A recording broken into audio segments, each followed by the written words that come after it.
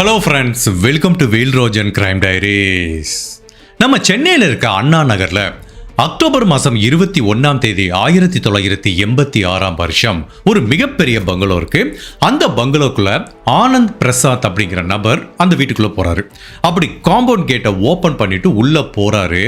அந்த வீடே நிசப்தமா மயான அமைதியா இருக்கு. ஆனந்த் பிரசாத்ங்கிற நபர் பல முறை இந்த வீட்டுக்கு போயிருக்காரு.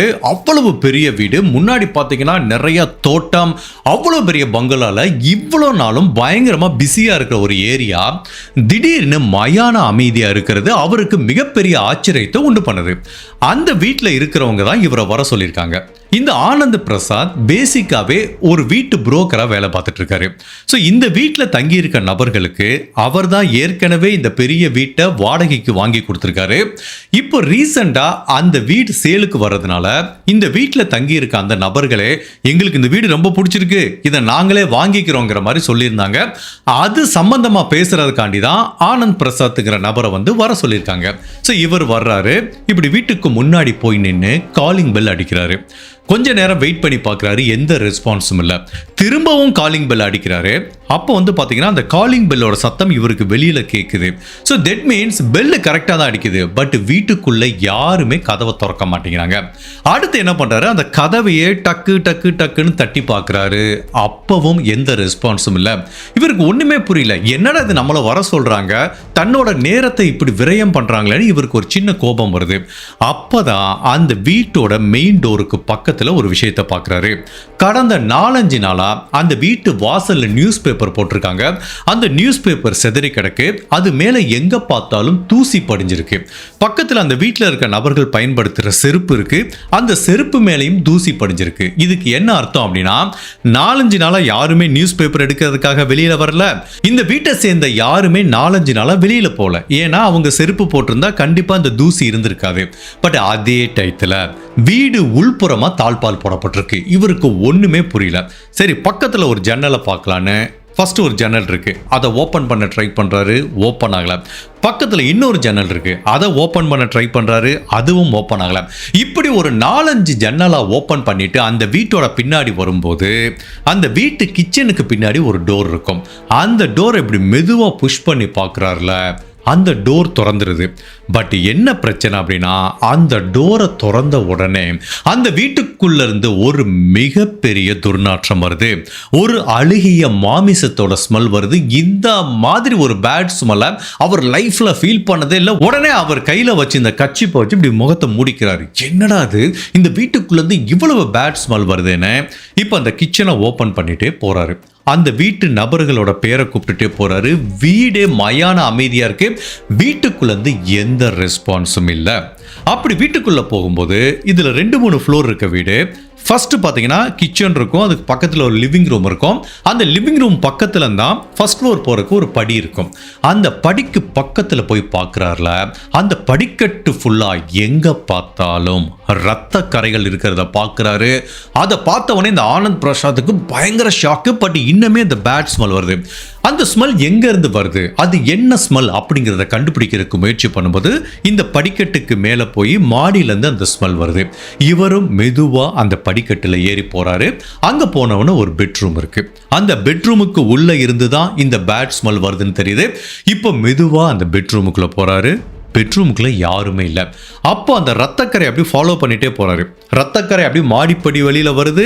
அப்படியே அந்த பெட்ரூமுக்குள்ள போது அந்த ரத்தக்கரை அங்க இருக்கிற பாத்ரூம்ல போய் அப்படியே ஸ்டாப் ஆயிருது.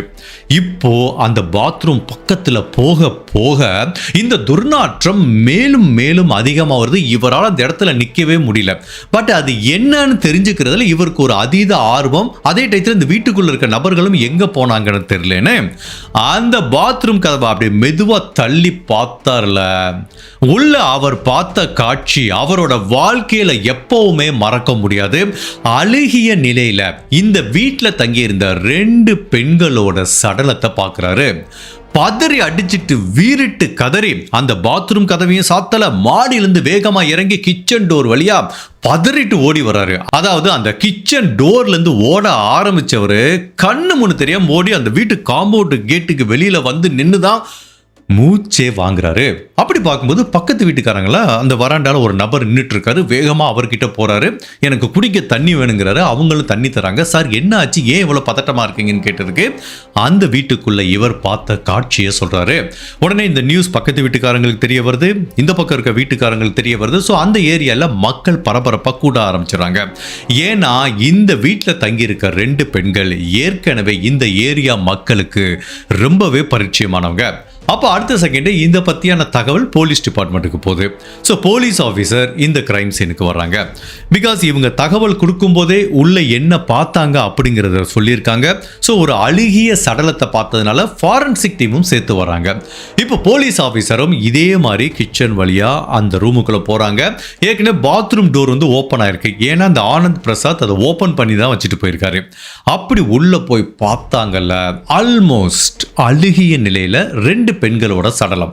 இதை பார்க்கும்போதே தெரியுது இந்த பெண்கள் கொலை செய்யப்பட்டு மினிமம் 1 வாரம் ஆயிருக்கலாம். ஸோ பார்த்தாலே தெரியுது எப்படி கொலை செய்யப்பட்டிருக்காங்கன்னா, அவங்க உடம்புல எங்க பார்த்தாலும் கத்தியால குத்தின காயங்கள் இருக்கு. அதுலயும் ஒரு பெண்ணோட உடல் அரை நிர்வாணமா இருக்கிறதுனால அந்த பெண்ணுக்கு என்ன நிகழ்ந்திருக்கும் அப்படிங்கிறத சென்னை போலீஸால யூகிக்க முடியுது. கொலை செய்யப்பட்ட அந்த 2 பெண்களோட உடல்கள் என்னதான் அழுகிய நிலையில இருந்தா கூட அவங்களோட ஃபேஸ் வந்து யாருன்னு தெரிஞ்சுக்கிற அளவுக்கு இருக்கு. ஸோ போலீஸ் ஆஃபீஸர் பார்த்தவனே சொல்லிட்டாங்க, இந்த பெண் யாரா இருக்க வாய்ப்பு இருக்குன்னு. அவங்க ஒரு சாதாரண ஆள் கிடையாது. தமிழ் சினிமா மட்டுமல்ல, மலையாள சினிமா, ஹிந்தி சினிமால நிறைய போல்டு கேரக்டர், அதாவது கவர்ச்சி வேடத்தில் நடிச்சிட்டு இருக்க ஒரு ஃபேமஸான நடிகையும் அந்த நடிகையோட அம்மாவும் தான் அந்த பாத்ரூம்ல கொலை செய்யப்பட்டிருக்காங்க. அந்த நடிகையோட பேரு 24 வயசு ராணி பத்மினி. கூட கொலை செய்யப்பட்ட அவங்க அம்மாவோட பேரு இந்திராணி குமாரி. ஸோ இந்த செலிபிரிட்டியோட மரணம் அந்த ஏரியா மக்கள் கிட்ட மிகப்பெரிய தாக்கத்தை ஏற்படுத்துது. காட்டுத்தீ மாதிரி இந்த தகவல் பரவ ஆரம்பிக்குது. ஆப்வியஸ்லி ஒரு செலிபிரிட்டி கொலை செய்யப்பட்டாங்கன்னா மீடியாவுக்கும் தெரிய வரும். அதுவும் அவங்க 3 லாங்குவேஜில் ஃபேமஸாக நடிச்சிட்டு இருக்கிறதுனால ஒட்டுமொத்தத்தில் 3 ஸ்டேட்லையும் பாருப்பா, நம்ம சினிமாவில் ஒரு கவர்ச்சி நடிகை பார்த்தோம்ல, அவங்கள கத்தியால குத்திட்டாங்களாம்ப்பா அப்படிங்கிற மாதிரி எல்லா ஊர்லேயும் இந்த 3 ஸ்டேட்லையும் மக்கள் இந்த ராணி பத்மினிங்கிற பெண்ணோட கொலை வழக்க பத்தி பரபரப்பா பேச ஆரம்பிக்கிறாங்க. இந்த பெண்களுக்கு உண்மையிலே என்ன நடந்ததுங்கிறத நம்ம தெரிஞ்சுக்கிறதுக்கு பல வருடங்கள் பின்னோக்கி பயணம் செஞ்சு இந்த 2 பெண்களோட வாழ்க்கை எப்படி இருந்துச்சுங்கிறத நம்ம பார்க்கணும். வெளியில பார்க்கும்போது ஃபேமஸான சினிமா நடிகர் நடிகையா இருந்தா கூட ஒவ்வொருத்தவங்களோட வாழ்க்கைக்கு பின்னாடி மிகப்பெரிய இருண்ட பக்கம் இருக்கும்.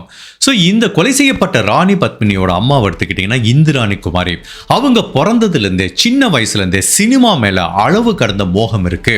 இந்த உலகமே ஒட்டுமொத்த இந்தியாவும் தன்னை திரும்பி பார்க்குற மாதிரி மிகப்பெரிய நடிகை ஆகணும் அப்படிங்கிறதாம் அவங்களோட ஒரு வாழ்க்கை லட்சியமாகவே இருந்திருக்கு.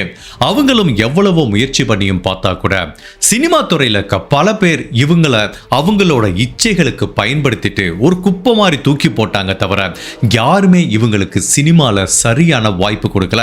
சின்ன சின்ன ரோல்ல நடிச்சிட்டு இருந்தா கூட தான் கதாநாயகியா பெரிய லெவல்ல ஆகணும் அப்படின்னு நினைச்சிட்டு இருந்த இவங்களோட கனவு வந்து பலிக்கல. ஸோ அப்போ இவங்களுக்கு சினிமால இன்னொரு ஆப்பர்ச்சுனிட்டி வருது, டப்பிங் ஆர்டிஸ்டா வருது. அப்போ இவங்க என்ன திங்க் பண்றானா, சரி நம்மளால இப்ப நடிகையா ஜொலிக்க முடியல, சரி டப்பிங் ஆர்டிஸ்ட் ஆனா அட்லீஸ்ட் சினிமா துறையில் ஒரு கான்டாக்டில் இருப்போம்.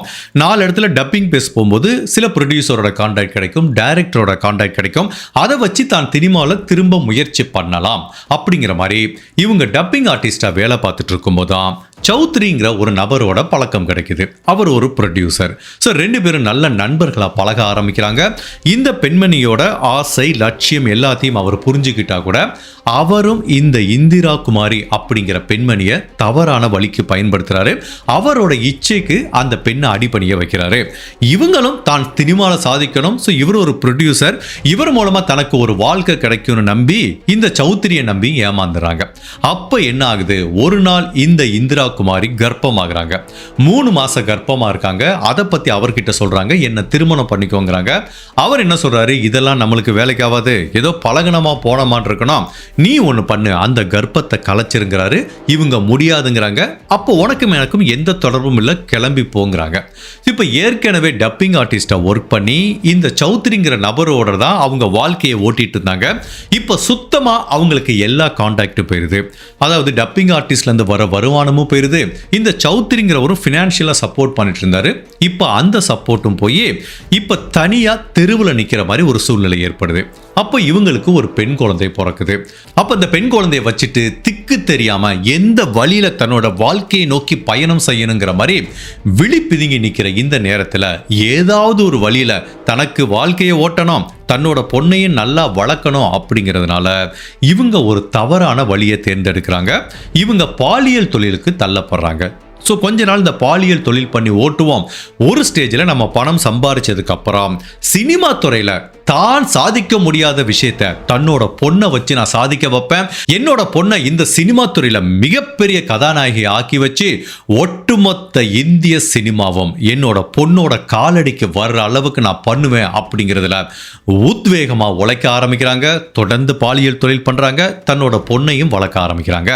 பட் அப்படி இருந்தாலும் சினிமா துறையில இவங்களுக்கு இன்னுமே நிறைய கான்டாக்ட் இருக்கு. எப்படியாவது தன்னோட பொண்ணை என்ன மாதிரி குறுக்கு வழியில போயும் கூட அவளை ஹீரோயின் ஆக்கணும் அப்படிங்கிற ஒரு முடிவோட தான் சினிமா துறையில் இருக்க பல ப்ரொடியூசர், டைரக்டர் எல்லாத்தையும் கான்டாக்ட் பண்றாங்க. இவங்களுக்கு பழைய கான்டாக்ட் இருக்கும், நடிக்கும் போதும் டப்பிங் ஆர்டிஸ்டா இருக்கும் போதும் ஒவ்வொரு கான்டாக்டையும் எஸ்டாப்ளிஷ் பண்றாங்க. அப்படி எஸ்டாப்ளிஷ் பண்ணிட்டு இருக்கும்போது இவங்க பொண்ணோட போட்டோவை காமிக்கிறாங்க. இவங்க பொண்ணோட போட்டோ எப்படி இருக்குன்னா, இவங்களுக்கு ஒரு 14 வயசு இருக்கும் போதே ஒரு 18 வயசு இளம் பெண்ணுக்குரிய உடல் அமைப்பு இருக்கிறதுனால அதை பார்த்தவனே சினிமாக்காரங்களுக்கு இந்த பெண்ணை நம்ம பயன்படுத்திக்கலாம்னு தோணுது. ஒன்னு ஹீரோயினா பயன்படுத்தலாம், இல்ல சைடு ஆர்டிஸ்டா பயன்படுத்தலாம், இல்ல கவர்ச்சி நடிகையா பயன்படுத்தலாம், பிளஸ் சைடுல தனக்கு தேவையான மாதிரியும் பயன்படுத்திக்கலாங்கிற மாதிரி தான் நிறைய டைரக்டர், ப்ரொடியூசர் எல்லாருமே முன்னுரிமை தர்றாங்க. பட் இந்த இந்திரா குமாரியோட ஒரே நோக்கம் என்ன, நான் என்ன குறுக்கு வழியில போனா கூட பரவாயில்ல, என்னோட பொண்ணை நான் எத்தனை பேத்துக்கு தார வார்த்தை கொடுத்தாலும் பரவாயில்ல, சினிமால அவ ஒரு இடத்தை அடையணும் அப்படிங்கிறதுனால எந்த ப்ரொடியூசர் கேட்டாலும் எந்த டைரக்டர் கேட்டாலும் தன்னோட பொண்ணை ஒத்துழைச்சு போக சொல்றாங்க. ஸோ ஃபைனலா ஒரு நீண்ட போராட்டத்துக்கு அப்புறம் ராணி பத்மினிங்கிற இந்த பெண்ணுக்கு மலையாள சினிமால ஒரு ஆப்பர்ச்சுனிட்டி கிடைக்குது. 1981 வருஷம் சங்கர்ஷம் அப்படிங்கிற ஒரு மலையாள படத்துல ஒரு ஆப்பர்ச்சுனிட்டி கிடைக்குது. சின்ன ரோல் தான். அதுல வந்து பாத்தீங்கன்னா இந்த பெண் கிட்ட ஒரு நபர் தவறா நடக்கிற மாதிரி சில சீன்ஸ்லாம் இருக்கு. ஆப்வியஸ்லி நிறைய கவர்ச்சி தேவைப்படும். பட் இவங்களும் எந்த லெவலுக்கு இறங்கியாவது நான் கவர்ச்சி காட்டுறதுக்கு ரெடியா இருக்கேங்கிறாங்க. ஸோ அதனால இவங்க ஒரு 2-3 சீன்ல வந்தா கூட இவங்க காட்டின கவர்ச்சி மலையாள சினிமால இப்படி எல்லாத்தையும் திரும்பி பார்க்க வைக்குது. யாரா அந்த பொண்ணு இவ்வளவு போல்டா நடிக்குதே, நம்ம படத்துல பயன்படுத்திக்கலாங்கிற மாதிரி நிறைய சினிமா ப்ரொடியூசர், டைரக்டர் இவங்களை அப்ரோச் பண்றாங்க. சின்ன சின்ன ரோலுக்கு அப்ரோச் பண்றாங்க. பேக் எண்ட்ல அவங்களுக்கு தேவையான அளவுக்கு இவங்களை பயன்படுத்திக்கலாம் அப்படிங்கிற இன்னொரு நோக்கத்திலையும் அப்ரோச் பண்றாங்க.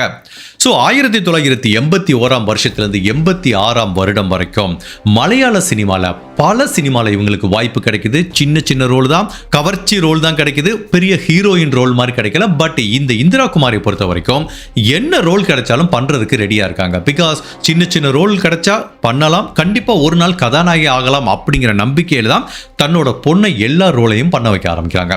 ஸோ மலையாள சினிமாலையும் நிறைய ஆப்பர்ச்சுனிட்டி கிடைக்குது. இந்த பக்கம் தமிழ் சினிமாலையும் நிறைய நடிக்கிறாங்க. அதே டைத்துல ஹிந்திலையும் நிறைய ஆப்பர்ச்சுனிட்டி கிடைக்குது. ஒட்டுமொத்தத்தில் இந்த 3 லாங்குவேஜ்லயும் ரொம்ப பிஸியா நடிக்கிறாங்க. சின்ன சின்ன ரோலா இருந்தா கூட கவர்ச்சி வேடத்தில் நடிக்கிறாங்க. பட் அதுக்கும் நிறைய வருமானம் வருது. பட் 24 மணி நேரமும் அவங்க பிஸியா இருக்கிற மாதிரி தான் நிறைய ஷூட்டிங் போறாங்க. ஒட்டுமொத்தத்தில் இவங்க என்ன ஆசைப்பட்டாங்களோ அது கிடைச்சிருக்கு. என்னதான் ஹீரோயினா நடிக்க வாய்ப்பு கிடைக்காட்டா கூட இந்த 3 ஸ்டேட்ல இருக்க எல்லா ரசிகர்களுக்கும் ராணி பத்மினி அப்படின்னா எல்லாத்துக்கும் நல்லாவே தெரியும். நம்ம தமிழ் சினிமால சில்க் அப்படிங்கிற நடிகைக்கு எப்படி ஒரு கவர்ச்சி அப்படின்னா சில்க்னு ஒரு தனி இடம் இருக்கும், அந்த மாதிரி மலையாளத்துல ஏன் இவங்கள மலையாள சில்க்னு கூட சொல்லலாம்.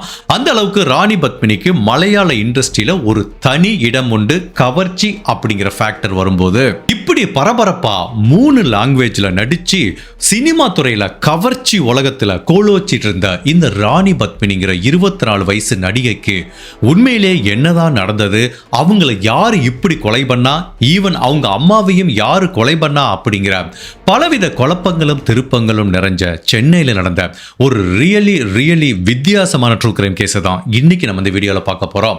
அப்படி இந்த ராணி பத்மினிக்கும் அவங்க அம்மாக்கும் என்ன நிகழ்ந்ததுங்கிறத நம்ம தெரிஞ்சுக்கிறதுக்கு முன்னாடி உங்க டைம் 2 செகண்ட்ஸ் எனக்காக ஸ்பெண்ட் பண்ணி என்னோட வீடியோஸ் உங்களுக்கு பிடிச்சிருந்துச்சுன்னா லைக் பண்ணிட்டு கமெண்ட் பண்ணுங்க. இன்கேஸ் என்னோட சேனலை இது வரைக்கும் நீங்க சப்ஸ்கிரைப் பண்ணாம பார்த்தீங்கன்னா மறக்காம சப்ஸ்கிரைப் பண்ணி என்ன சப்போர்ட் பண்ணுங்க. ஸோ எவ்வளவு பிஸியா வீடியோ பார்த்தாலும் லைக் பண்ணிட்டு இந்த வீடியோவை கண்டினியூ பண்ணுங்க.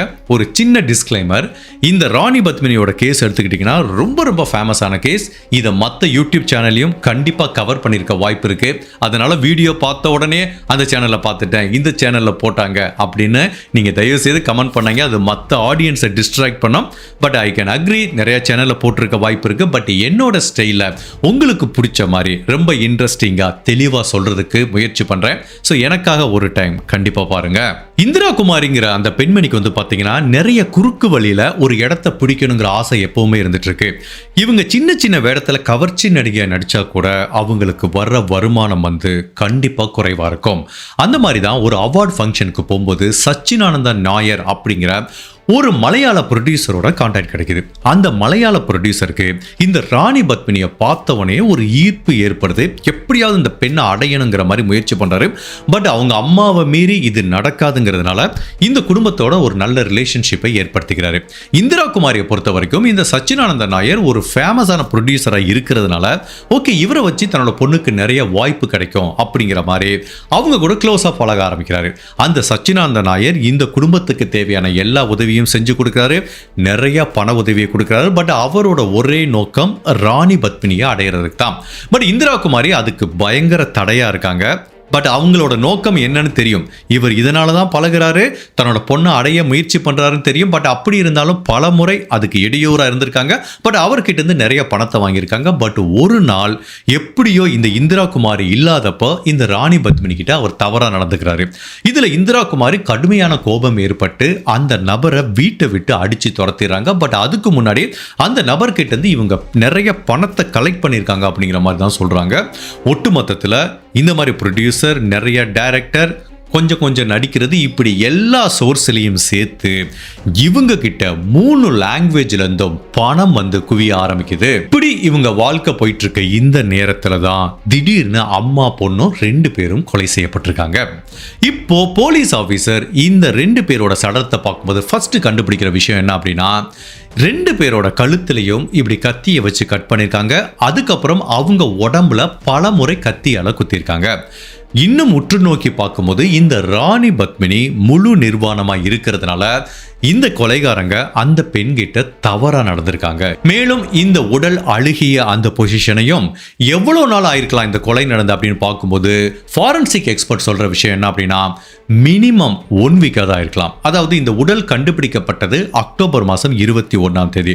ஸோ கண்டிப்பா ஒரு 15ஆம் தேதி இந்த கொலை நடந்திருக்க வாய்ப்பு இருக்கு அப்படிங்கிற மாதிரி தோராயமான ஒரு தேதி சொல்றாங்க. போலீஸ் ஆபீசர் கிட்ட ஜெனரலாவே ஒரு ப்ரொசீஜர் இருக்கும். என்ன அப்படின்னா, என்னதான் இவங்க சினிமா நடிகையா இருந்தா கூட, எல்லாத்துக்கும் பரிச்சயமான ஒரு முகமா இருந்தா கூட, இவங்க சொந்தக்காரங்களை வர வச்சு உண்மையிலே கொலை செய்யப்பட்டது இந்த 2 பேர் தானா அப்படிங்கறத உறுதிப்படுத்துவாங்க. ஸோ ஃபர்ஸ்ட் என்ன பண்றாங்க, இந்த ராணி பத்மினியோட பயாலஜிக்கல் ஃபாதரை ட்ரேஸ் பண்றாங்க. அவர் தெரியும், சௌத்ரி. அந்த நபரை கேட்டா அவர் என்ன சொல்றாரு, சார் எனக்கு அந்த குடும்பத்துக்கு எந்த சம்பந்தம் கிடையாது, என்ன தயவு செய்து உள்ள இழுக்காங்க, நாங்கள் லீகலாவும் மேரேஜ் பண்ணிக்கல, எனக்கு எதுவும் தெரியாதுன்னு கையை விரிச்சிறாரு. சரி, இவங்களுக்கு யாராவது சொந்தக்காரங்க இருக்காங்கன்னு பார்த்தா யாருமே சொந்தக்காரங்க இல்லை. எப்போ இந்த அம்மாவும் பொண்ணு சினிமா இண்டஸ்ட்ரிக்குள்ள வந்தாங்களோ அப்போவே தன்னோட சொந்தக்காரங்க எல்லாரோட கான்டாக்டையும் கட் பண்ணிக்கிட்டாங்க. அதுக்கு வந்து பல காரணங்கள் சொல்லப்படுது. ஒன்று, இவங்க கிட்ட இருக்க பணத்தை சொந்தக்காரங்க மேபி ஏமாத்தி வாங்குறதுக்கு முயற்சி பண்ணலாம். இல்ல சினிமாவில் இந்த மாதிரிலாம் தவறா வண்டிக்கு போறாங்க அப்படிங்கிற மாதிரி தன்னை பத்தி அவதூறு பேசுவாங்க அப்படிங்கிற காரணத்துக்காண்டியும் இந்த மாதிரி சொந்தக்காரங்களை கம்ப்ளீட்டா கட் டவுன் பண்ணிக்கிட்டாங்க. அப்போ இவங்களை ஐடென்டிஃபை பண்றதுக்கும் யாரும் இல்லை, அதே டைத்துல இவங்க உடம்ப வாங்கிட்டு போறதுக்கும் யாரும் இல்லை. இது ஒரு மிகப்பெரிய சேலஞ்சிங்கான விஷயமா பார்க்கப்படுது. ரெண்டாவது, இன்னொரு சேலஞ்சிங்கான விஷயம் என்ன அப்படின்னா, இந்த உடல் ஆல்மோஸ்ட் அழுகிருச்சு. இதை ஒரு அரசு மருத்துவமனைக்கு எடுத்துட்டு போய் பிரேத பரிசோதனை பண்றது வந்து நடக்காத காரியம். அப்போ ஃபர்ஸ்ட் போலீஸ் அண்ட் பேத்தாலஜிஸ்ட் பண்ற விஷயம் என்ன அப்படின்னா, எக்ஸ்பர்ட்டை வர சொல்றாங்க. எந்த பாத்ரூம்ல வச்சு இவங்க உடல் கண்டுபிடிக்கப்பட்டதோ அங்கவே ஒரு டேபிளை போடுறாங்க, அங்க வச்சே பிரேத பரிசோதனை பண்ணப்படுது. அப்படி பிரேத பரிசோதனை பண்ணும்போது என்ன கண்டுபிடிக்கிறாங்கன்னா, இந்த பெண்களோட உடம்புல 2 பேரோட உடம்புலையும் ஆல்கஹால் கண்டென்ட் இருக்கு. தட் மீன்ஸ் இவங்க இறந்து போறதுக்கு முன்னாடி குடிச்சிருக்கிறதுக்கு வாய்ப்பு இருக்கு. ஸோ அதே டயத்தில் கத்தியால் குத்துனதுக்கு அப்புறம் தான் இவங்களோட மரணம் நிகழ்ந்திருக்கு. ஆப்வியஸ்லி ராணி பத்மினி கிட்ட தவறாக நடந்திருக்காங்க. இப்படி 3 முக்கியமான விஷயங்களை கண்டுபிடிக்கிறாங்க. சரி, இப்போ பிரேத பரிசோதனை முடிஞ்சிச்சு. அப்போ இவங்க உடம்பை யாருக்கிட்டையாவது கொடுக்கணும்ல, யாராவது ஒருத்தவங்க ரெஸ்பான்சிபிள் எடுத்து வாங்கிட்டு அடக்கம் பண்ணணும்ல. பட் அப்பதான் தமிழ் சினிமா இண்டஸ்ட்ரி முன்னுக்கு வர்றாங்க. சரி, ஓகே, இவங்க 3 லாங்குவேஜ்ல இருந்தா கூட தமிழ் சினிமாவிலையும் கிட்டத்தட்ட ஒரு 10-15 படங்கள் சின்ன சின்ன ரோல்ல நடிச்சிருக்காங்க. அதனால இந்த தமிழ் சினிமா இண்டஸ்ட்ரியில இவங்க 2 பேரோட உடலையும் வாங்கி அவங்க இறுதி மரியாதை செலுத்தி அடக்கம் பண்றாங்க. இப்போ போலீஸ் ஆபீசர் அந்த கிரைம் சீனை ஃபுல்லா செக் பண்ணி பார்க்கும்போது பாத்ரூமுக்கு வெளியில இருக்கிற லிவிங் ரூமுக்கு பக்கத்துல நிறைய ட்ரிங்க்ஸ் பாட்டிலாம் சிதறி கிடக்கிறத பாக்குறாங்க. தட் மீன்ஸ் கடைசியில யாரோ ஒருத்தவங்க இந்த இடத்துல ட்ரிங்க்ஸ் சாப்பிட்டுருக்காங்க அப்படிங்கிறது தெரியுது. ஸோ அதுல இருக்க ஃபிங்கர் பிரிண்ட்டையும் எல்லாத்தையும் எடுத்துக்கிறாங்க. அந்த ஃபிங்கர் பிரிண்ட்டை பார்க்கும்போது இவங்களோட ஃபிங்கர் பிரிண்ட்டும் இருக்கு, அதே டயத்தில் ஒரு 3வது நபரோட ஃபிங்கர் பிரிண்ட்டும் இருக்கு. ஸோ கண்டிப்பா இந்த 2 பெண்களும் குடிச்சிருக்காங்க. அதே ட்ரிங்க்ஸை இவங்களை கொலை பண்ண அந்த கொலைகாரங்களும் குடிச்சிருக்காங்க. ஸோ கொலை பண்ணி முடிச்சதுக்கு அப்புறம் இந்த கொலைகாரங்க நிதானமா உட்கார்ந்து ட்ரிங்க்ஸ் சாப்பிட்டுட்டு போயிருக்காங்க அப்படிங்கிறது இந்த தடயங்கள்ல இருந்து தெளிவா தெரியுது. மேலும் போலீஸ் இந்த பெண்களோட சடலத்தை கண்டுபிடிக்கும் போது ஒரு மிக முக்கியமான விஷயத்தை கண்டுபிடிக்கிறாங்க. அந்த பெண்கள் கழுத்துல கையில போட்டிருந்த எல்லா தங்க நகைகளும் மிஸ் ஆகிறதுனால இவங்களை கொலை பண்ண கொலைகாரங்க அதை எடுத்துட்டு போயிருக்கிறதுக்கு வாய்ப்பு இருக்கு. ஸோ இது ஒரு ராபரிக்காக செய்யப்பட்ட கொலையா இருக்கிறதுக்கு நிறைய வாய்ப்பு இருக்குன்னு போலீஸ் திங்க் பண்றாங்க. இப்போ அடுத்து என்ன திங்க் பண்றாங்க அப்படின்னா, ஒன்லி இந்த பெண்களோட கை கால்களுக்கு நகையை மட்டும் எடுத்துட்டு போயிட்டாங்களா, இல்ல இவங்க சினிமா சம்பந்தப்பட்ட நபர்கள் அப்படின்னா வீட்டில் நிறைய பணமும் நகையும் அவங்க கபோர்ட்லயே இல்லை லாக்கர்லயே வச்சிருக்கிறதுக்கு வாய்ப்பு இருக்குன்னு இப்போ இவங்க 2 பேரோட பெட்ரூமையும் போய் செக் பண்றாங்க. இவங்க 2 பேத்துக்கும் தனித்தனியான பெட்ரூம் இருக்கு. ராணி பத்மினிக்கும் அவங்க அம்மா இந்திரா குமாரிக்கும். ஃபர்ஸ்ட் ராணி பத்மினியோட பெட்ரூம்ல போய் பார்க்கறாங்க. உள்ள அப்படியே பெட்ரூம் நீட்டா இருக்கு. அந்த ரூமுக்குள்ள கொலைகாரங்க வந்ததுக்குரிய எந்த தடயமும் இல்லை. பட் அதே டயத்துல இந்திரா குமாரியோட பெட்ரூம்ல போய் பார்க்கும்போது அந்த பெட்ரூம்ல பல இடங்கள் கலஞ்ச நிலையில இருக்கு. கபோர்டுல இருந்து லாக்கர் வரைக்கும் எல்லாம் கலஞ்ச நிலையில இருக்கிறதுனால மேபி இந்திரா குமாரி உள்ள விலையுயர்ந்த பொருட்களையும் நகைகளையும் பணங்களையும் வச்சிருக்கலாம். அந்த கொள்ளைக்காரங்க இதை எடுத்துட்டு போயிருக்க நிறைய வாய்ப்பு இருக்குன்னு திங்க் பண்றாங்க. நான் நிறைய கிரைம் கேஸ்ல சொல்லியிருக்கேன், கிரைம் சீன்ல கிடைக்கிற ஒவ்வொரு தடயமும் 1000 கதைகள் சொல்லும். அதுக்கு பின்னாடி பலவிதமான க்ளூ ஒளிஞ்சிட்டு இருக்கும். இப்போ இது பார்க்கறதுக்கு சாதாரணமா இருக்கா? ராணி பத்மினியோட பெட்ரூமை எதுவுமே டிஸ்டர்ப் பண்ணல, இந்திரா குமாரியோட பெட்ரூமை மட்டும் சர்ச் பண்ணிருக்காங்க. அப்படிங்கிறதுக்கு பின்னாடி இருக்கிற ஒரு சைக்காலஜிக்கல் ஃபேக்ட் என்ன அப்படின்னா, ராணி பத்மினியோட ரூம்ல எந்த விதமான விலையுயர்ந்த பொருட்களும் கிடையாது. இந்திரா குமாரி ரூம்ல தான் அது இருந்திருக்கு. ஸோ பொண்ணோட ரூம்ல எதுவும் இல்லை, அம்மாவோட ரூம்ல தான் நகை பணங்கள்லாம் இருந்திருக்கு. அப்படிங்கிறது இந்த வீட்டை கொள்ளையடிச்சிட்டு இந்த 2 பெண்களை கொலை பண்ணிட்டு போன அந்த நபர்களுக்கு தெரிஞ்சிருக்குன்னா என்ன அர்த்தம்? அந்த நபர்கள் ஏற்கனவே இந்த வீட்டுக்கு பரிச்சயமான நபர்களா இருக்கணும். இந்த 2 பேத்துக்கும் நெருங்கிய ஒரு நபர்களா தான் இருக்க முடியும். திடீர்னு இந்த வீட்டுக்குள்ள ஒரு 3வது நபர் திருடன் வந்தா அவன் என்ன பண்ணுவான்? இவங்க இப்படி முன்னாடி வந்து நிற்கிறாங்க, கொலை பண்ணுவான். மேபி அந்த பெண்கள் கிட்ட தவறாக நடக்கலாம்.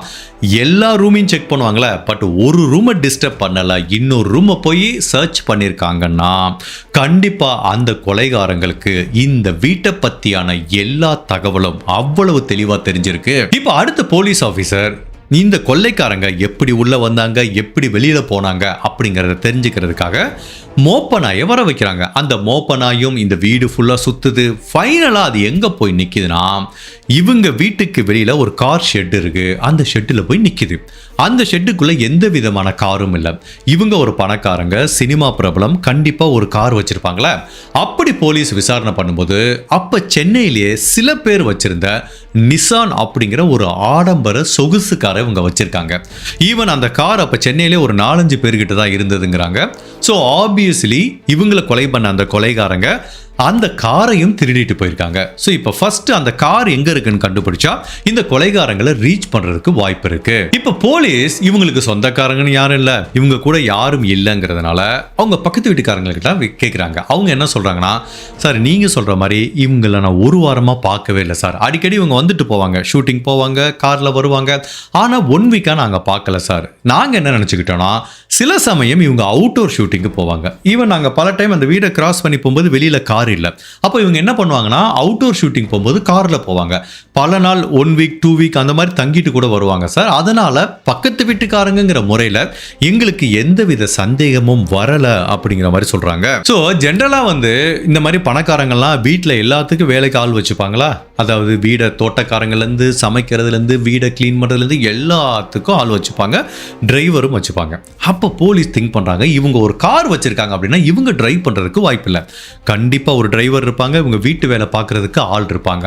ஆனால் இந்த உடல் கண்டுபிடிக்கப்பட்டப்போ ஒரு வாரமாக இந்த பெண்மணி கொலை செய்யப்பட்டதுக்கு அப்புறம் இந்த வீட்டுக்குள்ளே யாருமே இருந்ததுக்குரிய தடயம் இல்லை. இப்போ அவங்க பக்கத்து வீட்டுக்காரங்கிட்ட கேட்கும்போது விசாரணை பண்ணும்போது என்ன தெரிய வருதுன்னா, இவங்க வீட்டில் மொத்தம் 3 பேர் வேலை பார்த்துருக்காங்க. ஒரு டிரைவர் வேலை பார்த்துருக்காரு, ஒரு சமையல்கார் வேலை பார்த்துருக்காரு, அதுக்கப்புறம் இந்த தோட்ட வேலை வீட்டு செக்யூரிட்டியாக இருக்கிற வேலை ஒரு நபர் பார்த்துட்டு இருந்திருக்காரு. இப்போ இந்த 3 பேரையும் ஒரு வாரமாக நாங்கள் பார்க்கல அப்படிங்கிற மாதிரி சொல்கிறாங்க. சரிப்பா, இவங்க ஒரு வாரம் அவுட்டோர் ஷூட்டிங் போயிருந்தா பரவாயில்ல, டிரைவரும் கூடயே போயிருப்பாரு. பட் வீட்டில் வேலை பார்க்குற செக்யூரிட்டி கார்டும் சரி சமையல்காரும் இங்கே தானே இருப்பாங்க. பட் ஒரு வாரமாக இந்த வீட்டுக்குள்ளே யாருமே வந்து போனதுக்குரிய தடயமும் இல்லைங்கிறதுனால பக்கத்து வீட்டுக்காரங்க சொல்கிறத வச்சு பார்க்கும்போது கண்டிப்பா இந்த வீட்டில் வேலை பார்த்த 3 பேருமே இந்த பெண்கள் எப்போ கொலை செய்யப்பட்டாங்களோ அப்பவே மிஸ் ஆயிருக்காங்க. ஸோ ஆட்டோமேட்டிக்காக இந்த 3 பேரும் இப்போ சஸ்பெக்டாக வராங்க.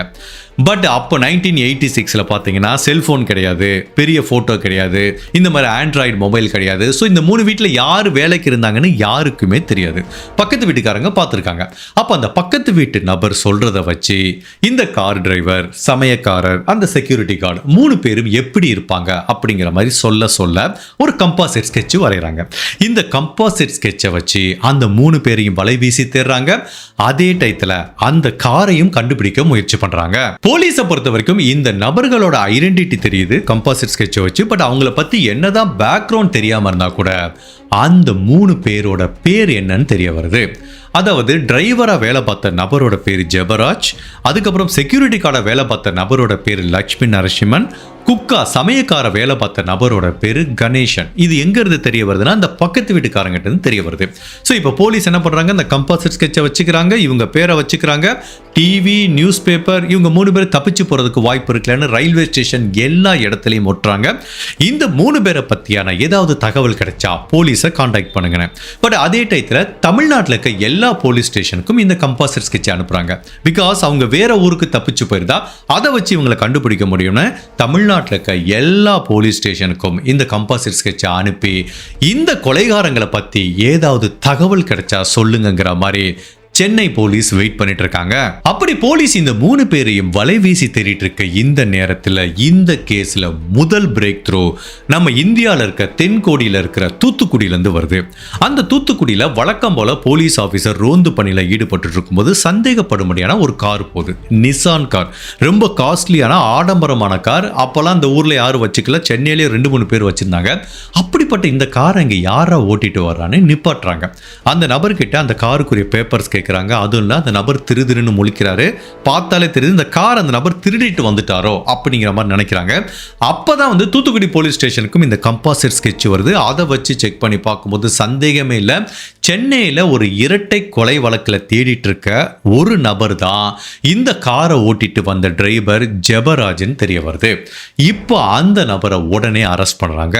அப்போ இந்த ஜெபராஜை பற்றி பேக்ரவுண்ட் செக் பண்ணி பார்க்கும்போது அவனோட வாழ்க்கை சின்ன வயசுலேருந்தே கரட முரடா, அதே டயத்தில் பலவிதமான குற்றங்கள் நிறைஞ்ச வாழ்க்கையாக இருக்கு. சின்ன வயசுலேயே வாழ்க்கை தடமாறி போச்சு. நிறைய போதை மருந்து, குடிப்பழக்கம்னு கெட்ட பழக்கத்துக்கு அடிமையாச்சு. சின்ன சின்ன திருட்டு குற்றம் ஈடுபட வேண்டியது, ஜெயிலுக்கு போக வேண்டியது. அதுக்கப்புறம் பல முறை ஜெயிலுக்கு போயிட்டு வந்து இவன் டிரைவராக வேலை பார்த்துருக்கான். பட் கடைசியில் இவன் யார்கிட்ட வேலை பார்த்தானா, அதாவது இந்த குடும்பத்தில் கொலை செய்யப்பட்ட 2 பெண்களும் ஒரு சச்சினாந்த நாயர்ங்கிற ஒரு ப்ரொடியூசரோட தொடர்பில் இருந்தாங்களே, அந்த ப்ரொடியூசர் வீட்டில் தான் இவன் வேலை பார்த்தான் அப்படிங்கிற மாதிரி சொல்கிறாங்க. பட் இவனோட பேக்ரவுண்ட் செக் பண்ணி பார்க்கும்போது என்ன தெரியுதுன்னா, இவனுக்கு ரொம்ப நாளாகவே ஒரு கவர்ச்சி நடிகை சினிமாவில் பார்க்கும்போது அந்த பெண்கள் கிட்ட ஆசை இருக்கும். பட் இந்த சச்சினாந்த நாயர் அப்படிங்கிற ஒரு ப்ரொடியூசரோட இவன் இருக்கும்போது அவருக்கு இந்த குடும்பத்தோட தொடர்பு இருக்கும்போது இவன் 2-3 டைம் அந்த பெண்ணை நேராக பார்த்துருக்கான். பார்த்தவனே எப்படியாவது அந்த பெண்ணை அடையணுங்கிற ஒரு ஆசை இவனுக்குள்ள இருந்திருக்கு. அதே டயத்தில் நம்ம ஒரு சாதாரண டிரைவர், இவன் ப்ரொடியூசர் போறான், என்ன வேணாலும் பண்ணுவான், நம்ம என்ன பண்ண முடியும் அப்படிங்கிற மாதிரி தூரத்துல இருந்து எப்ப பார்த்தாலும் இந்த ராணி பத்மினியை ஒரு ஏக்கத்தோடையே பார்த்துட்டு இருந்திருக்கான். பட் அந்த டயத்துல தான் இந்த ராணி பத்மினியோட அம்மா நியூஸ் பேப்பரில் ஒரு ஆடு கொடுக்குறாங்க, எங்கள் வீட்டுக்கு புதுசாக ஒரு டிரைவர் வேணும்னு. ஸோ அதை பயன்படுத்திக்கிட்டு தான் இவன் இந்த வீட்டுக்கு வேலைக்கு வந்திருக்கான். ஸோ இப்போ ஏற்கனவே இவன் மேலே இவ்வளவு கிரிமினல் குற்றம் இருக்குது அப்படிங்கிறது அவங்களுக்கு தெரியாமல் தான் கண்டிப்பாக வேலைக்கு சேர்த்துருக்கணும். ஸோ இவனை இப்போ வேலைக்கு சேர்த்துடுறாங்க. அப்படி தான் இவன் உள்ளே வந்திருக்கான். பட் உண்மையிலேயே இவனும் அந்த கூட இருக்கிற 2 பேரும் சேர்ந்து தான் இந்த பெண்மணிகளை கொலை பண்ணாங்களா அப்படிங்கிறது தெரியல. பட் இப்போ விசாரணைக்காக இந்த ஜெபராஜை சென்னை போலீஸ் இங்கே சென்னை கூட்டிட்டு வராங்க. அங்கே வச்சு விசாரிக்கும் போது அவன் கன்ஃபெஷன் பண்ணிக்கிறான், சார் நாங்கள் 3 பேரும் சேர்ந்து தான் பண்ணோம். ஸோ கொஞ்ச நாளைக்கு முன்னாடி இந்த ராணி பத்மினியோட அம்மா நியூஸ் பேப்பரில் ஆடு கொடுத்துருந்தாங்க. ஸோ அதை வச்சு தான் எனக்கு அந்த பெண் மேலே ஏற்கனவே ஒரு ஆசை இருந்தது, எப்படியோ அந்த பெண்ணை ஒரு டைம் அதை அடைஞ்சிடலாங்கிற நம்பிக்கையில் தான் நான் வந்தேன் சார். அதே மாதிரி தான் 3 பேரை இன்னும் 2 பேரை வேலைக்கு எடுத்தாங்க. நான் ஒரு டிரைவர், அதுக்கப்புறம் வீட்டில் சமையலுக்கு கணேசன்கிற ஒரு நபரை எடுத்தாங்க, செக்யூரிட்டி கார்டுக்கு லக்ஷ்மி நரசிம்மன் அப்படிங்கிற ஒரு நபரை வேலைக்கு எடுத்தாங்க சார். ஸோ நான் பார்க்கும்போது என்ன தெரியுதுன்னா, இந்த குடும்பம் அவ்வளவு செழிப்பாக வளர்ந்துட்டு இருக்காங்க. ஸோ இப்போ நாங்கள் இந்த 3 பேரோட வேலை எப்படி இருக்குன்னா, அந்த குடும்பத்தோட க்ளோஸாக ஒர்க் பண்ணுற மாதிரி இருக்கும். சமையக்கார் ஆப்வியஸ்லி கிச்சனுக்குள்ளே தான் இருக்கணும். செக்யூரிட்டி கார்டு வெளியில் இருந்தால் கூட இந்த குடும்பத்தில் இருக்கவங்க எப்போ போகிறாங்க வர்றாங்க எல்லா தகவலும் தெரியும். அதே டயத்தில் இவன் டிரைவர்னா சந்தேகமே வேண்டாம், எங்கே ஷூட்டிங் போகிறாங்க வர்றாங்க 24 மணி நேரமும் அவங்க கூட இருக்கிற மாதிரி இவனுக்கு ஒரு ஆப்பர்ச்சுனிட்டி இருக்குது. இதுக்காண்டி தான் அவன் ஏங்கிட்டு இருந்தான். ஸோ அதனால் போகிறப்போ வர்றப்பெல்லாம் இந்த பெண்மணியை ரசிக்க ஆரம்பிக்கிறான். என்னைக்காவது ஒரு நாள் தனக்கு ஒரு சந்தர்ப்பம் கிடைக்கும் அப்படிங்கிற மாதிரி இவன் வெயிட் பண்ணிட்டு இருந்திருக்கான். இப்போ ஒரு வீட்டில் ஒரு 3 பேர் வேலை பார்க்குறாங்கன்னு வச்சுக்கோங்களேன். ஒரு தோட்டக்காரரு, ஒரு செக்யூரிட்டி, ஒரு சமையக்காரர், டிரைவர். இவங்க என்ன பண்ணுவாங்கன்னா, அவங்களோட ஃப்ரீ டயத்தில் இப்படி ஜாலியாக பேசிப்பாங்களே, அந்த மாதிரி இவங்க 3 பேரும் நல்ல நண்பர்களாகிறாங்க, அடிக்கடி ஜாலியாக பேச ஆரம்பிக்கிறாங்க. பட் அதே டயத்தில் இவங்க எல்லாத்தையும் விட இந்த ஜெபராஜுக்கு தான், டிரைவர் ஜெபராஜுக்கு தான் இந்த பெண்மணிகள் எங்கே போகிறாங்க வர்றாங்கன்னு தெரியுது. அப்போ இவன் க்ளோஸாக பார்க்கும்போது என்ன தெரியுதுன்னா, இவங்க கிட்ட நிறைய பணம் குவிய ஆரம்பிக்குது. ஃபார் எக்ஸாம்பிள், இப்போ ஒரு ஷூட்டிங் போகிறாங்க, போயிட்டு வந்தோடனே நேராக ஒரு கடையில் போய் தங்க நகை வாங்குறாங்க, வைர நகை வாங்குறாங்க. அவ்வளவு இவங்க பண்ணுற ட்ரெஸ்ஸுலேருந்து இவங்க நல்லா செலவழிக்கிறதுனால இவங்க கிட்ட நிறைய பணம் இருக்குன்னு தெரியுது. இவங்க போகிற பார்ட்டியும் சரி, ஹோட்டலும் சரி, இவங்க மீட் பண்ணுற பீப்புளும் சரி, இவங்க கிட்ட நிறைய பணம் நகைகள் இருக்குது அப்படிங்கிறது இந்த ஜெபராஜுக்கு நல்லா தெரியுது. அப்படி இருக்கும்போது இவனுக்கு ஏற்கனவே ராணி பத்மினி மேலே ஒரு கண்ணு. அப்போ ஒரு நாள் என்ன ஆகுது அப்படின்னா, இவங்க டிரைவ் பண்ணிட்டு இருக்காங்க, பின்னாடி ராணி பத்மினி அவங்க அம்மாவும் உட்காந்துருக்காங்க. அன்னைக்கு பயங்கர கவர்ச்சியாக ஒரு ட்ரெஸ் போட்டிருக்காங்க.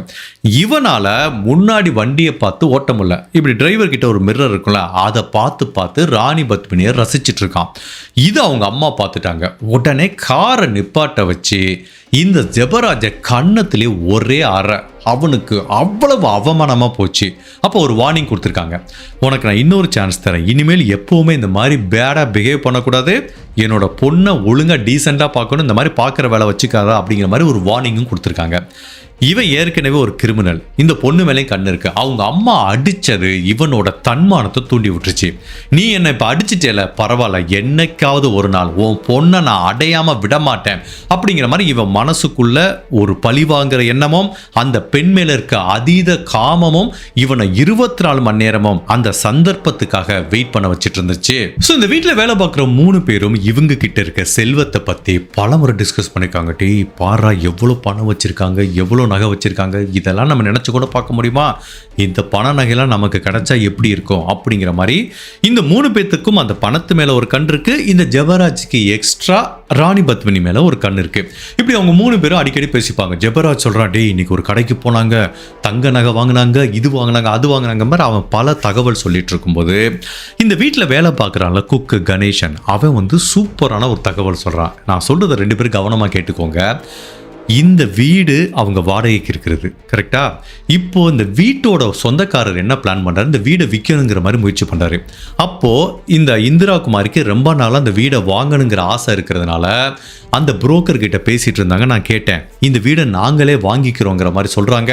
நாங்க பணத்தை வித்ட்ரா பண்ணி வைக்கிறோம், எங்க வீட்டில் வச்சு கேஷ் செட்டில்மெண்ட் பண்ணிக்கலாம், இங்க வச்சே பத்திரப்பதிவெல்லாம் பண்ணிக்கலாங்கிற மாதிரி ஒரு முடிவுக்கு வந்திருக்காங்க. அப்ப என்ன அர்த்தம், இந்த பெண்மணி இந்த வீட்டை வாங்க போறாங்க. ஸோ ஒரு மிக மிகப்பெரிய தொகை கைமாறப்போது. இந்த வீட்டில் வச்சு பண்ண போகிறாங்கன்னா அவங்க கண்டிப்பாக பேங்க்லேருந்து அந்த காசை எடுத்துகிட்டு வருவாங்க. இந்த வீட்டில் ஒரு நாள் கண்டிப்பாக ஒரு மிகப்பெரிய தொகை இருக்க போகுது. ஸோ இந்த நபர் கேட்ட வரைக்கும் ஒரு 15 லட்ச ரூபாய்க்கு இந்த வீடை பேசியிருக்காங்க. 1986 15 லட்ச ரூபாங்கிறது இப்போ கோடிக்கணக்கான பணத்துக்கு ஒரு மதிப்புக்கு ஈக்குவல் ஆனது. அப்போது இந்த 3 பேர் என்ன முடிவு பண்ணுறாங்கன்னா, சரி ஒன்று பண்ணுவோம், இந்த பணத்தை நம்ம கொள்ளையடிச்சிருவோம். கொள்ளையடிச்சிட்டு நம்ம இந்த வீட்டுக்குள்ள ஒரு திருடன் வந்து இந்த பணத்தை கொள்ளையடிச்சிட்டு போன மாதிரி நம்ம செட் பண்ணலாம் அப்படிங்கிற மாதிரி சொல்றாங்க. எப்படி செட் பண்றது அப்படின்னா, எப்படி அந்த அம்மா பணத்தை எடுத்துட்டு வந்து வீட்டில் வைக்கும்.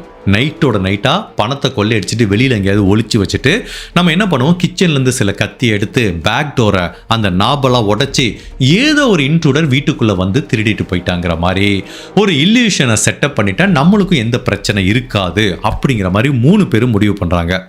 நான் ஒரு சோர்ஸில் படித்த வரைக்கும் இந்த 3 பேத்துக்கும் அவங்கள கொலை பண்ணணுங்கிறது நோக்கம் கிடையாது, இந்த பணத்தை கொள்ளையடிக்கணும் அப்படிங்கிற நோக்கத்தில் தான் வந்திருக்கானுங்க. பட் இன்னொரு சோர்ஸில் என்ன சொல்கிறாங்கன்னா, இந்த பணத்தையும் கொள்ளையடிக்கிறோம், இந்த 2 பேரையும் கொலை பண்ணுறோம் அப்படின்னு முடிவோடு இருந்த மாதிரி சொல்கிறாங்க. But what ever it is, அவங்க சந்தர்ப்பத்துக்காக வெயிட் பண்ணிட்டு இருந்திருக்காங்க. அப்படி இருக்கும்போது தான் இந்த டிரைவரை கூட்டிகிட்டு ஒரு நாள் பேங்க்குக்கு போகிறாங்க. பெரிய பேக் அந்த பெண்மணி எடுத்துகிட்டு போகிறாங்க. அப்போ ஜெபராஜ் அதை வாட்ச் பண்ணிகிட்டே இருக்கான். வரும்போது பார்த்தீங்கன்னா அந்த பேக் வெயிட்டாக இருக்குது. ஸோ அவனுக்கு புரிஞ்சு போச்சு, ஓகே இன்னைக்கு நைட்டு வீட்டுக்கு பணம் வருது அப்படின்னு. ஸோ இந்த 3 பேத்துக்கு ஒரு இன்ட்ரெஸ்ட் இருக்குன்னா அந்த பணத்தை அந்த அம்மா எங்கே வைக்க போகிறாங்கிறத சமயக்காரன் நோட் பண்ணிகிட்டே இருக்கான். இந்த அம்மா என்ன பண்ணுது, அந்த பேக்கை வந்து இதோட ரூமில் போய் ஒரு இடத்துல வச்சுட்டு வந்துடுது. ஸோ இவங்களுக்கு தெரிஞ்சு போச்சு பணம் இந்த இந்திரா குமாரி ரூமுக்குள்ளே தான் இருக்குது அப்படிங்கிற மாதிரி. அப்போ இன்னைக்கு நைட்டு நம்ம அதை திருடிடலாங்கிற மாதிரி 3 பேரும் பிளான் பண்ணிட்டு இருக்கானுங்க. பட் இருந்தாலும் இந்த கிச்சனில் இருக்க கத்தியெல்லாம் எடுத்துகிட்டு வரானுங்க. ஈவன் வெளியிலேருந்து 2 கத்தி வாங்கி அந்த டோர் நாப்பை உடச்சி கத்தியெல்லாம் அங்கே போட்டு ஏதோ ஒரு 3வது நபர் உள்ளே வந்துட்டு போன மாதிரி ஒரு இல்லூஷனை செட் பண்ணுறதுக்காக ட்ரை பண்ணி ஸோ நைட்டு இவங்க 2 பேரும் தூங்க போகிற வரைக்கும் வெயிட் பண்ணிட்டு இருக்காங்க. அன்னைக்கு பார்த்து அம்மா பொண்ணு செம்ம ஜாலியாக இருந்திருக்காங்க. நம்ம இருக்கிற வீடை நம்மளே சொந்தமாக்கிக்க போகிறோங்கிற சந்தோஷத்தில் 2 பேரும் குடிச்சிட்டு இருந்திருக்காங்க. ஸோ இவங்கள படுக்க போவாங்கன்னு வெயிட் பண்ணி பார்க்குறாங்க. 1 மணி ஆகுது, 2 மணி ஆகுது, 3 மணி தான் படுக்க போகிறாங்க. சரி இந்த பொண்ணு அவங்க ரூமுக்கு போயிடுச்சு, அவங்க அம்மா ரூமுக்கு போயிட்டாங்க. அப்போது இந்த 3 பேரும் பணத்தை கொள்ளையடிக்கிறதுக்காக போகிறாங்க. பட் என்ன பிரச்சனைனா, இந்த இந்திரா குமாரி ரூமுக்குள்ளே பணத்தை எங்கே வச்சுருக்காங்கன்னு தெரியல. ஸோ இவனும் ஒவ்வொரு கபோர்டை அப்படி ஓப்பன் பண்ணிட்டு இருக்கான் ஜெபராஜ். திடீர்னு அந்த பொண்ணு முழிச்சிடறாங்க. யார், அந்த அம்மா இந்திரா குமாரி. பார்த்தவொடனே என்ன பண்ணுறதுல இவன் கையில் வச்சிருக்க ஒரு கத்தியை வச்சு உடனே அந்த பொண்ணோட கழுத்தை, அந்த இந்திரா குமாரியோட கழுத்தை கட் பண்ணுறான். என்ன பண்ணுறதுன்னு தெரியல, அவங்க கத்த முயற்சி பண்ணுறாங்க. உடனே உடம்புல சராமரியாக குத்த ஆரம்பிக்கிறான். அதுக்குள்ளேயும் கணேசன், அந்த செக்யூரிட்டி கார்டு லட்சுமி நரசிம்மன் எல்லாம் வந்துடுறாங்க. ஸோ இவங்களோட பிளான் கொலை பண்ண வந்தது கிடையாது. அந்த பெண்மணி முழிச்சிட்டாங்க. ஏன்னா இவங்க வேற பிளானில் வந்திருக்கானுங்க, எப்படியாவது இதை ஒரு ராபரி மாதிரி செட் பண்ணுறதுக்கு. பட் இப்போ கொலை பண்ணுற மாதிரி ஒரு சூழ்நிலை வந்துருச்சு. பட் இந்த அம்மா போட்ட சத்தத்தில் அந்த பொண்ணு ராணி பத்மினி பதட்டத்தில் எந்திரிச்சு வர்றாங்க. இங்கே தன்னோட அம்மாவோட சடலத்தை பார்த்து என்ன பண்ணுறதுன்னு தெரியல. அப்போ இந்த 3 பேரும் அந்த பெண்ணோட வாயை பொத்தி மாறி மாறி அந்த பெண்கிட்ட தவறாக நடக்கிறாங்க. அதுக்கப்புறம் அந்த அம்மாவை எப்படி கொலை பண்ணாங்களோ அதே மாதிரி கொடூரமாக கத்தியால் கட் பண்ணி குத்தி கொலை பண்ணிடுறாங்க. அதுக்கப்புறம் என்ன பண்ணுறதுன்னு தெரியாமல் அந்த அம்மா ட்ரிங்க்ஸ்லாம் சாப்பிட்ருப்பாங்க. ரிலாக்ஸாக ட்ரிங்க்ஸ் சாப்பிட்டுட்டு இதுக்கப்புறம் அந்த பணத்தை தேட ஆரம்பிக்கிறாங்க. இந்த ரூமுக்குள்ள ஏதோ ஒரு இடத்துல தான் வச்சுருப்பாங்க, கப்போர்டுக்குள்ள. இப்போ அவங்க 2 பேரும் உயிரோடு இல்லை. எந்த பதட்டமும் இல்லாமல் தேடலான்னு நல்ல பணத்தை தேடுறாங்க.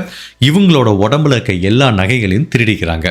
ஸோ இப்போ இந்த பெண்ணோட மரணத்தை எப்படி செட் பண்ணலாங்கிற மாதிரி ஃபீல் பண்ணுறாங்க. இப்போ கூட இதை நம்ம மேலே பழி வராமல் ராபரியாக செட் பண்ண முடியுங்கிற மாதிரி என்ன பண்ணுறாங்க, அந்த 2 பேரோட உடம்பை அந்த மாடிப்படி வழியாக இழுத்துட்டு போய் பெட்ரூமில் இருக்கிற பாத்ரூமுக்குள்ளே தூக்கி போடுறாங்க. அதுக்கப்புறம் அந்த நைஃபை வச்சு பேக் டோர் நாப்பெல்லாம் உடச்சி அந்த இடத்துல நைஃபெல்லாம் போட்டு ஒரு 3வது நபர் இந்த வீட்டுக்குள்ளே வந்து கொள்ளையடிச்சிட்டு இவங்களை கொலை பண்ணிட்டு போன மாதிரி ஒரு இல்லூஷனை செட் பண்ணுறானுங்க. சரியா, இப்போ கொள்ளையடிச்சாச்சு, 2 பேரையும் கொலை பண்ணியாச்சு. அடுத்து அந்த கொள்ளையடிச்ச பணத்தை நகையும் இவங்களோட விலையுயர்ந்த அந்த ஆடம்பர காரில் வச்சு அந்த காரையும் திருடிட்டு போகலான்னு முயற்சி பண்ணுறாங்க.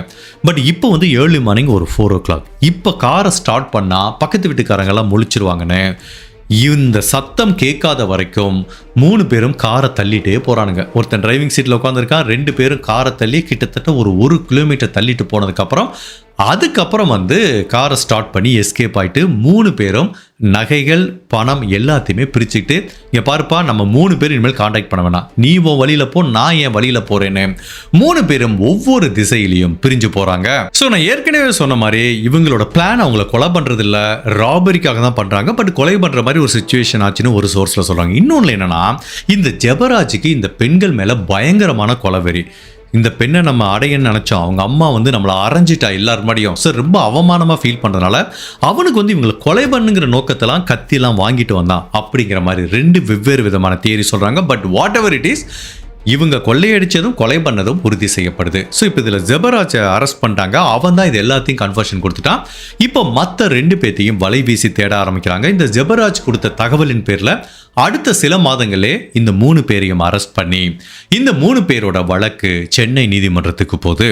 ஸோ உண்மையிலே இந்த வழக்கை விசாரித்த நீதிபதி அவங்க கொலை செய்யப்பட்ட நேச்சரையும் அந்த பெண்களோட இறுதி நிமிடங்களையும் வச்சு இந்த 3 பேருக்கும் சென்னை செஷன் கோர்ட்டில் மரண தண்டனை கொடுக்குறாங்க. ஸோ இவங்க 3 பேர் என்ன பண்ணுறாங்கன்னா, ஹைகோர்ட்டில் இவங்களுக்கு கொடுக்கப்பட்ட மரண தண்டனையை எதிர்த்து மனு தாக்கல் பண்ணுறாங்க. அந்த மனுவை விசாரித்த நீதிபதி என்ன சொல்கிறாங்கன்னா, இது ஒரு ரேரஸ்ட் ஆஃப் த ரேர் அப்படின்னு சொல்லுவாங்க. அதாவது ரொம்ப வித்தியாசமாக நடக்கவே கூடாத கேஸுன்னு கிடையாது. ராபரி கொலை இதெல்லாம் நார்மலாக நடக்கிறதா, அதனால இந்த மாதிரி கேஸுக்கு மரண தண்டனைலாம் கொடுக்க முடியாதுங்கிற மாதிரி ஹைகோர்ட்டில் இந்த 3 பேருக்கும் கொடுக்கப்பட்ட மரண தண்டனை ஆயுள் தண்டனையாக குறைக்கப்படுது. ஸோ இப்போ இவங்க 3 பேரும் ஜெயிலில் இருக்கிற இந்த நேரத்தில் இதில் முதன்மை குற்றவாளின்னு சொல்லப்படுற அந்த டிரைவர் ஜெபராஜுக்கு உடம்பு சரியில்லாம ஜெயிலையே இறந்து போயிடறான்.